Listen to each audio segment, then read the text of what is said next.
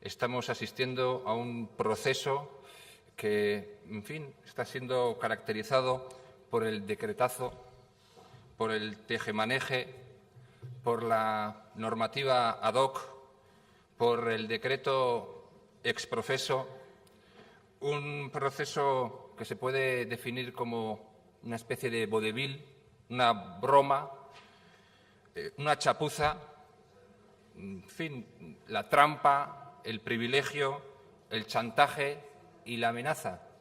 Y cuando todos estos adjetivos rodean a lo que ha venido haciendo el Gobierno en relación a una cuestión tan sensible y tan importante como esta, pues ciertamente es complicado tratar de bajar a la tribuna a plantear determinados argumentos que se pueden compartir o no por el resto de grupos,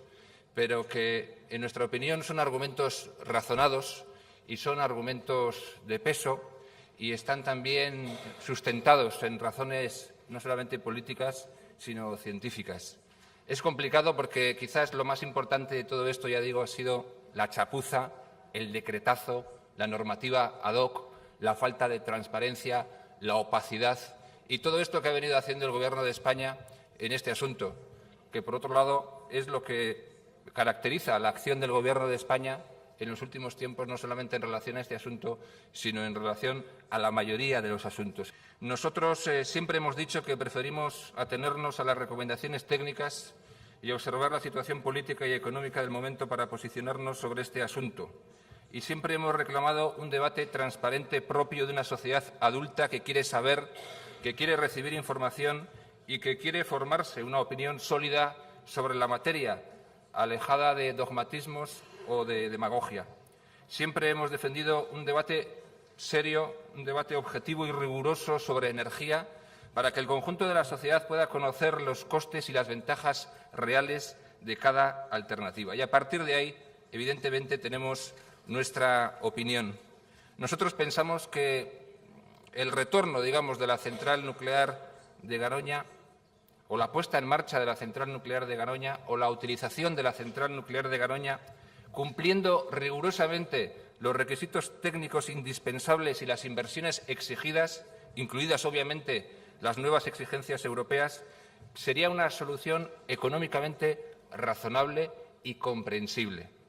Nosotros pensamos, como la consejera Tapia, que en el actual mix energético,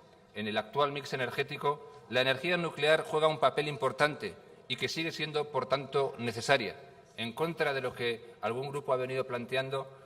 o incluso en contra de lo que la enmienda transaccional que hemos recibido viene a plantear. La energía nuclear sigue siendo necesaria hoy en día en España y, evidentemente, las energías renovables no son suficientes. Esto se sabe y esto también debe decirse, que en el futuro ya se verá, pero que a día de hoy la energía nuclear es necesaria.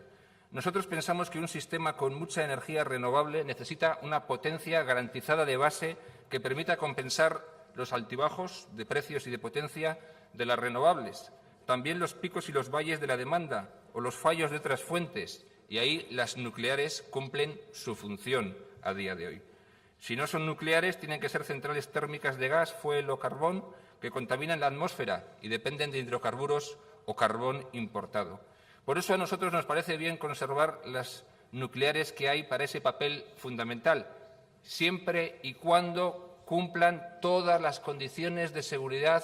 que sean exigibles, todas y cada una de ellas, también lo que dispone la normativa europea o las recomendaciones europeas de los últimos tiempos. Y, evidentemente, habría que mejorar las que siguen en marcha. La opción del futuro será el aumento de las energías renovables alternativas, pero estas energías tienen aún costes elevados y por eso digo que la energía nuclear a día de hoy sigue siendo necesaria. Por esto hemos venido defendiendo y defendimos que la central nuclear de Garoña, cumpliendo rigurosamente todos los requisitos exigidos y todas las condiciones de seguridad que sean necesarias, podría, en su caso, seguir funcionando. Ya digo, si cumpliera todas las condiciones de seguridad. Nos parece la solución económica más razonable. Lo que pasa es que es muy complicado argumentar entre tanto disparate y si observamos lo que ha ocurrido en España durante los últimos meses en relación a esta cuestión. No voy a hacer un resumen de lo que ha ocurrido desde el año 2011, pero lo conocen todos ustedes perfectamente bien. Lo último que conocemos son las intenciones del Gobierno y la chapuza generalizada o el decretazo. Nosotros decíamos aquí hace unos pocos meses, cuando se debatió esta cuestión, da la sensación de que Nuclenor ha tratado de presionar al Gobierno para poder disfrutar de determinados beneficios y para tratar de recibir determinados privilegios.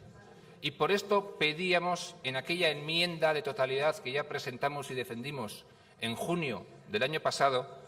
una enmienda que reiteramos en esta ocasión. En aquella ocasión, digamos, aquella enmienda era preventiva, venía a decir, cuidado que puede ocurrir esto, y la enmienda que hemos presentado y que defendemos hoy, digamos que es una enmienda recordatoria. Viene a decir, efectivamente ha ocurrido lo que nosotros dijimos que no debía ocurrir. Y esta enmienda dice lo siguiente: proponemos instar al Gobierno de España a mantener las exigencias de seguridad y, por tanto, todas las inversiones necesarias para que la central nuclear de Santa María de Garoña pudiera, si fuera el caso, reiniciar su actividad actualmente paralizada, haciendo respetar, en todo caso, y sin trampas de ningún tipo, la normativa europea de seguridad y las exigencias internacionales. Y, por otro lado, y este segundo punto es exactamente el mismo que ya defendimos, o prácticamente el mismo que ya defendimos hace unos meses, proponíamos instamos al Gobierno de España a no crear normativa ad hoc para ninguna central nuclear, ni a aplicar la existente de forma espuria, ni a realizar interpretaciones tramposas de la normativa vigente para beneficiar determinados intereses particulares, ni a conceder ningún tipo de beneficio fiscal personalizado, a que no ceda ante ningún tipo de presión, chantaje o amenaza, y a actuar siempre, y en particular en este caso, con absoluta claridad y transparencia, trasladando toda la información que sea precisa tanto a la ciudadanía como a los grupos parlamentarios del Congreso de los Diputados. Y precisamente es lo que ha hecho el Gobierno de España en los últimos tiempos: crear normativa ad hoc, asumir el chantaje,